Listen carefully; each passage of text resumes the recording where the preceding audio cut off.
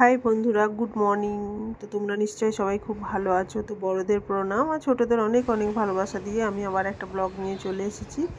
তো বুঝতেই পারছো আমরা একটু বেরিয়েছি ঘুরতে। তো কোথায় ঘুরতে বেরিয়েছি ছবিটা দেখে নিশ্চয়ই বুঝতে পারছো। আমরা ভিক্টোরিয়া ভিজিট করতে এসেছি। দিদি মনীষা যেহেতু এসেছিলো আর ওরা আমরা দেখি আমিও ভিক্টোরিয়া সেই কোন ছোটোবেলায় একবার দেখেছিলাম, তারপর তো দেখা হয়নি। এদিকে যাতায়াত করি, ভিক্টোরিয়ার আগে পিছন গেট দেখতে পাই, কিন্তু ভিক্টোরিয়া ভিজিট করা হয়নি। তো সেই জন্য ওর বাবাও ছিল, মানে শুভঙ্করও আছে। তো বললো চলো কোথাও একটা কাছে পিঠে আমরা ঘুরে আসি, মেয়েরও খুব ভালো লাগবে। তো আজকে এমনি একটু একটু সকালের দিকে ফাঁকা ছিলাম, মানে আমাদের ডাক্তারের অ্যাপয়েন্টমেন্ট নেওয়া আছে ম্যাডামের কাছে। তো সেটা ওই 4টে 4:30 দিকে, ততক্ষণে আমরা ঘুরে দেখে চলে যাব। মানে ভিক্টোরিয়া ভিজিট করতে খুব একটা টাইম লাগবে না। তো এই আমরা পৌঁছালাম ভিক্টোরিয়া। তো প্রথমেই টিকিট কেটে নেওয়া হয়েছে, 50 টাকা করে টিকিট। তারপরে আমরা ভিতরে এন্ট্রি নিলাম। আর দেখতে পাচ্ছ আমার মেয়ে খুব খুশি, মানে তারপর আবার মাসিদের সাথে ঘুরতে এসেছে। মনীষা মামুনি আছে ওর ওর মনীষা মামুনিকে পেলে তো আর কিছু চাই না। ওর পৃথিবীতে ওর মা বাবার পরে সব থেকে যদি কেউ ভালোবাসে ওকে, তো মনীষা মামুনি আর মুক্তি, মানে আমার থেকেও মনীষা মামুনি মুক্তি ওকে বেশি ভালোবাসে, ও বলে মাঝে মাঝে। তো আমরা চলে এসেছি ভিক্টোরিয়ার ভিতরে, গার্ডেনগুলো ঘুরছি, সামনে সবাই ছবি তুলছে, আমরাও ছবি তুললাম মজা করে করে।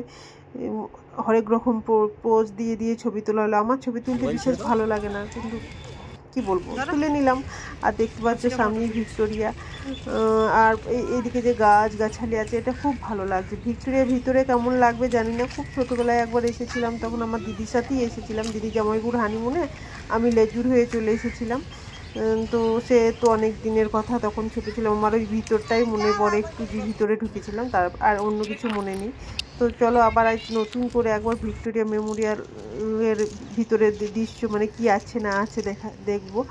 তো ওখানে নাকি জলের বোতল এগুলো অ্যালাউ নয়, তো সেগুলো বাড়িই রেখে যেতে হবে। আর এই দেখো আমার মেয়ে চললো আগে আগে আগে। তো জলের বোতলগুলো সব এখানে জমা করে রেখে দেওয়া হচ্ছে, সেই জন্য ঢোকার আগেও একটু একটু জল খাইয়ে নেওয়া হলো। ওর ফ্লাস্কটা যদিও আমার সাথেই আছে। তো আমরা ভিতরে ঢুকে পড়েছি। ভিতরে তো ধরো এখানে কি আছে, তোমরা তো অনেকেই হয়তো দেখেছো, ভিজিট করেছো। এখানে তো যে ইংরেজ আমলে যুদ্ধ, ইংরেজদের কীর্তিত্ব এখানে আছে। ইংরেজরা কী করেছে না করেছে, এই তো এটা পঞ্চম চার্লসের একটা মূর্তি, রাজা। তারপর ভিক্টোরিয়ার, তারপর যুদ্ধে যেসব অস্ত্র ব্যবহার হয়েছিল সেগুলো। আমার বিশেষ কিছু, মানে ভিক্টোরিয়াতে কি বলবো, সবাই খুব যায়, ভালো লাগে, কিন্তু আমার বিশেষ কিছু ভালো লাগলো না।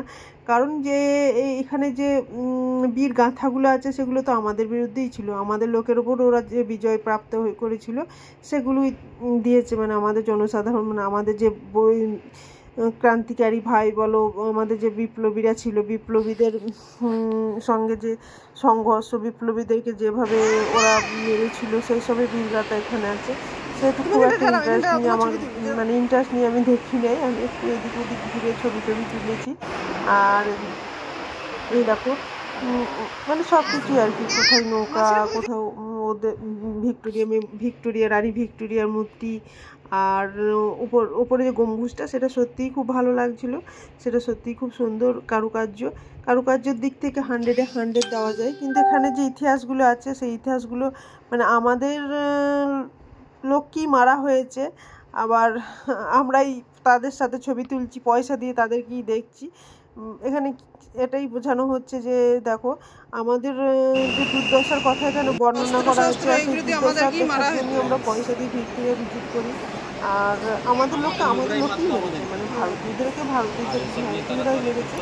কিন্তু সেহেতু আর কি বলা গেছে বলো, সেহেতু আমার খুব একটা ইন্টারেস্ট নিয়ে যে আমি ভিক্টোরিয়াটা দেখেছি কোথায় কী আছে, এই যে প্রত্যেকটা ধীরে ধীরে পড়া, এগুলো করি নেই কেন, সত্যি কথা বলতে আমার মনটা ভালো লাগছিল না ওই টাইমটাই। কারণ যেহেতু আমি ইতিহাসের ছাত্রী, এসব নিয়ে আমার একটু বেশি ইন্টারেস্ট, কিন্তু এখানে এসে অতটা আমার ভালো লাগলো না। আর এই চেয়ারটাই নাকি রানী ভিক্টোরিয়া বসেছিল।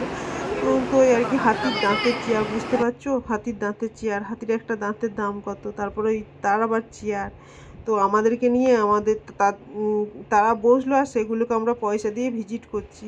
কি বলবো, কিছু বলার নেই। চলো ভালো, তবু আমাদের তো একটা এন্টারটেনমেন্টের একটা জায়গা। আর এটা হচ্ছে গিয়ে পলাশি যুদ্ধের যেখানটায় হয়েছিল তারই নকশাটা, আর এগুলো তোপগুলো। তো সেই সময় যে যুদ্ধে ব্যবহৃত হয়েছিল সেই তোপগুলো।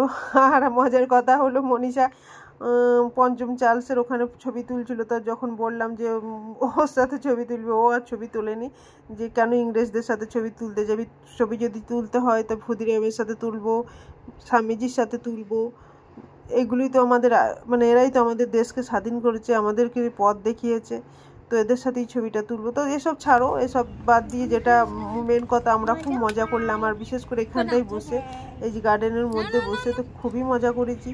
আর আমার মেয়ে ঘুরতে এলেই ম্যাগি, মানে প্যাকেট যেখানেই যায় না কেন আমাকে কৌটো করে ম্যাগি ভরে নিয়ে যেতেই হবে, সে ট্রেনেই হোক আর ঘুরতে এলেই হোক। তো ম্যাগি করে নিয়ে এসেছিলাম ওর জন্য, ওকে ম্যাগি মনীষা খাইয়ে দিল। আর এই মানে এই জলাশয়টা পাড়ে বসলাম, এখানে নাকি এটা বকুল গাছ, লাল লাল ফল ধরে আছে, আমি বকুল দেখিনি। সত্যি কথা বলতে আমাদের এরিয়াতে বকুলের কোনো গাছ নেই। আমার হাজব্যান্ডের কাছে, মানে আমার শুভঙ্করের কাছে বকুল ফলের খুব গল্প শুনেছিলাম। তো সেই জন্য দেখো বকুল ফল পাড়তে ব্যস্ত, একটা বোতল নিয়ে ছুটছে ঢিল ছোড়ার মতো, যাতে একটা আমাকে টেস্ট করাইতে পারে যে বকুলটা কেমন খেতে। তো দুটো তিনটেও পেড়ে নিয়ে এসেছিলো, তারপর টেস্ট করালো, কিন্তু টেস্ট করে খুব যে একটা মজা পেলাম তা নয়। খাওয়ার পর মুখটা কেমন একটা কষ্ট হয়ে গেলো, কাঁচা খেজুর খেলে যেরকম মুখটা হয় ঠিক সেরকমই টেস্ট। তো চলো, আমারও যে বকুল ফলের প্রতি একটা ইন্টারেস্ট ছিল যে কী খেতে কী নেয় খেতে, ওর কাছে এত গল্প শুনেছিলাম যে স্কুল গিয়ে বকুল ফল চুরি করতাম, তো সেটা জানতে পারলাম কেমন টেস্ট। তারপর খাওয়া দাওয়া আমরা চলেছিলাম ধর্মতলা।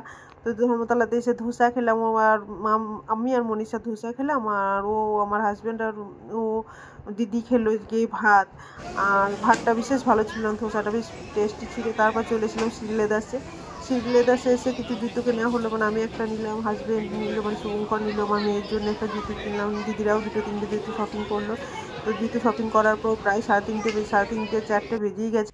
তো আমরা চললাম তাড়াতাড়ি, যেহেতু ডক্টরের অ্যাপয়েন্টমেন্ট আছে, কিন্তু ডক্টর চলে গেছিলো। তারপর ডক্টরকে ফোন করার পর ডক্টর আবার 1 ঘন্টা পরে আসার পর আমরা ডক্টরের সাথে ভিজিট করি। তো যদি আমার ব্লগটা ভালো লাগে তোমাদের, তো লাইক করবে, শেয়ার করবে, আর আজকের ড্রেসটা কেমন ছিল জানাবে।